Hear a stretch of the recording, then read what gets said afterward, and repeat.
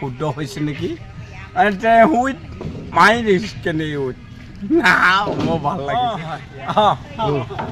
এইচমেন use চাৰমেন use crash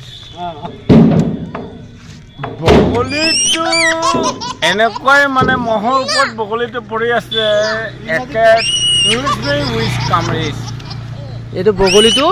মহৰ ওপৰত উঠি আছে নে কি মহৰ ওপৰত বগলী উঠি আছে বগলীটো মহৰ ওপৰত উঠি আছে সেইটো ইংলিছত ক'ব লাগে English I know you send ocean you would come here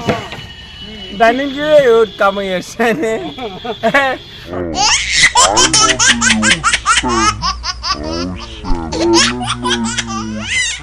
আপুনি এইটো জনাবলৈ হ'লে আমি যি নেকি আমাৰ অসম বাহিৰৰ মানুহ এজনে আহিছিলে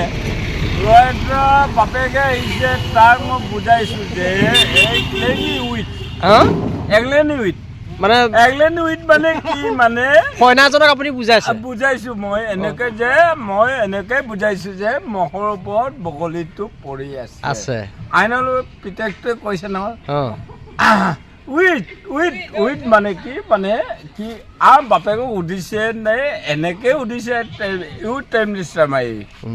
আইনত উইথ কেন মানে কি উইথ কেন মানে উইথ বাপেকে এইটো প্ৰশ্নটো কৰিছে মোক এনেকৈ স্বীকৃতিছে তুমি কৈ মই কৈ দিছোঁ থেংক ইউ ৱেলকাম ভাইটি থেংক ইউ ৱেলকাম মই অসমীয়াত ক'লোঁ যে ন তুমি এই আৰে বৰ সিং মহৰ ওপৰত বগলীজনে বহি আছে use men use come use understand the youth men তেতিয়া পিতেকে কৈছে আচাপৰ মোক এনেকৈ গোটা মাৰিছে তেতিয়া মোৰ ভাল লাগিছে হয় শুদ্ধ হৈছে নেকি উইথ মাই কেনে ইউথ মোৰ ভাল লাগিছে মৰিম নেকি ঠিক নাই হ'লেও বাধ্যতা কথাটো থাকি যাব আপোনাৰ ইংলিছটো থাকি যাব মই এইটো যদি আপুনি যদি এতিয়া ৰাইজক কিবা এটা কয় ইংলিছত আপুনি কি বুলি ক'ব মই এইটো ক'ম ৰাইজক মই এনেকৈ উইথ উইথ আণ্ডাৰ উইথ কামিনিং শ্বৰ্ট টাইম ইউজমেণ্ট তাৰমানে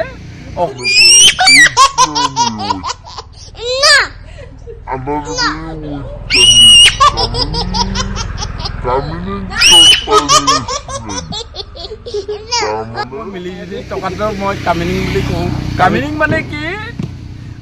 আমাৰ নাইকিয়া অব্দও হ'ব পাৰে বা প্ৰকাশ নাইকিয়া হ'ব পাৰে ছেট টাইমে উইচমেন এইটো দেউতালৈ মোৰ মনত থেংক ইউ মই এতিয়া চকু পানীয়ে মোৰ ওলাইছে এইটো